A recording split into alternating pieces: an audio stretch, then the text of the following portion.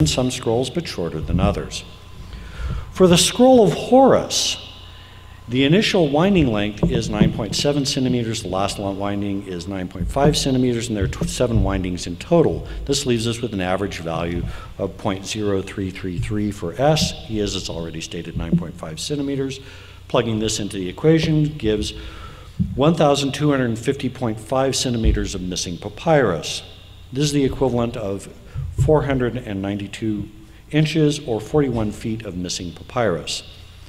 Would such a thing be unusual? No. Papyrus Turin 1791 is 57 feet 3 inches long. That's 1745 centimeters. Papyrus Nesman is 1280 centimeters long, and the ritual roll of Amuthis in the Metropolitan Museum of Art is 1,088 centimeters long, or 35 feet 8 inches long, while his Book of the Dead is longer still. So such a length is not out of the question. While we know that the scroll of Horus has a document of breathings made by Isis, about 1 in 4 of those documents contain additional texts. So the presence of additional texts would not be unusual. Now, the size of the Horus's scroll at first seems excessive, even though it is not unheard of. When I first plugged in the numbers a few years ago and got the result, I checked the measurements, and then checked them again. And I checked the formula again. Then I rechecked the formula's derivation. Then I rechecked the assumptions behind the formula, and then I simply dismissed them and went back to the standard scroll length. I had always assumed that the Semini scroll would be the longer one, since the Book of the Dead is a much longer composition than the document of breathings made by Isis, and my initial estimates of the length of the Semini scroll based on the length of text preserved and the percentage of the Book of the Dead preserved had been almost 20 feet. It was only after plugging in the numbers from the other Joseph Smith papyri into the formula that I realized that the formula does give reasonable results. I have since realized that having a long roll of Horus brings all the 19th century eyewitnesses into agreement. If we look at the 19th century eyewitnesses and ask the question, which of the 5 known rolls that Joseph Smith had do the eyewitnesses identify as the source of the Book of Abraham, we come up with some useful information. Charlotte Haven and Jerusha Blanchard identify the long roll as being the source of the Book of Abraham. On the other hand, William Appleby identifies the Book of Abraham as being written by the poorer scribe, which matches the Horus roll. Only if the Horus roll is longer than the Semini roll do the 19th century eyewitnesses agree.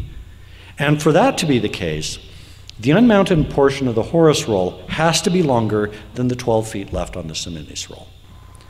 Now, one could take an average of S for only the last 4 winding on the Horus, and which you get 0.05 centimeters, and still come up with a value for Z of 830.5 centimeters, or 27 feet 3 inches for Horus's roll, and it would still be longer than Semini's and well within the range of comparable Ptolemaic rolls. Furthermore, a lengthy Horus roll accommodates the otherwise problematic testimony of Gustav Seyfarth. Seyfarth describes facsimile 3, which is on the roll of Horus, and claims that a portion of the text he saw was an invocation to Osiris. If all there was on the Horus roll was the document of breathings made by Isis, then the problem is that there is no invocation to Osiris in the portion of text that Seyfarth would have seen, or anywhere in the document for that matter. With a longer roll, Seyfarth's testimony can be accounted for, as there would certainly be room for an invocation to Osiris on the roll, if Seyfarth is even accurate in his interpretation, and who knows what else would be on the roll. Now, although scholarship is unable to tell us whether or not there was a Book of Abraham on the roll of Horus, perhaps we can tell something about the individual who owned the papyrus, and the likelihood that the Book of Abraham might have interested him. To do so requires moving from the mess of the Joseph Smith papyri to their message. The puzzle that is before us is to determine what we can know about Horus. The beginning of the roll of Horus lists Horus' names, titles, and parents. Horus bore 3 titles, and is on the first line, which are high-ranking positions that he held at some time in his life, perhaps concurrently, perhaps sequentially.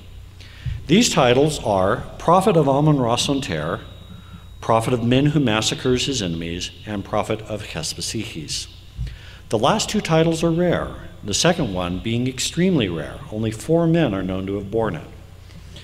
Horus's names and titles allow him to be linked with a number of other documents, such as a statue of his father now in the Walters Art Gallery in Baltimore. These documents yield a family tree covering 8 generations from Horus's grandfather to his great-great-great-grandsons. Thanks to a graffiti from the small temple of Medinat Habu, shown here, we can date the family. Horus's 3rd great-grandson is alive in 37 BC under the reign of Cleopatra VII, and he mentions Hor there. Horus's son died before 157 or 153 BC, and 2 of his grandsons died between 146 and 124 BC. This would place Horus as roughly contemporary with Ptolemy V, which means that this roll from the Joseph Smith Papyri was contemporary with the Rosetta Stone. Horus probably lived through the revolt of Haranofres and Chaonofres, and the priests of Amun-Ra-Son-Ter seem to have some special connection with the revolt.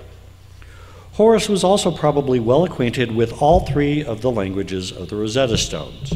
2 of them, hieroglyphs and Demotic, he probably knew better than any Egyptologist alive.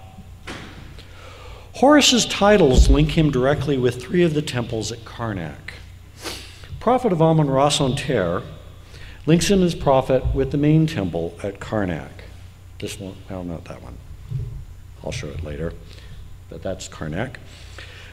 Prophet of Men who massacres his enemies links him with the Montu temple north of the main temple, and Prophet of Hespesichis links him with the small temple of Hespesichis southwest of the main temple.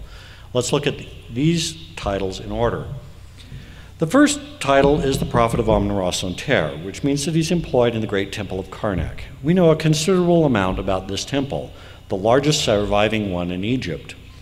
As prophet, he would have been initiated in the festival hall, shown here, and we have 2 of the Karnak temple's daily rituals preserved.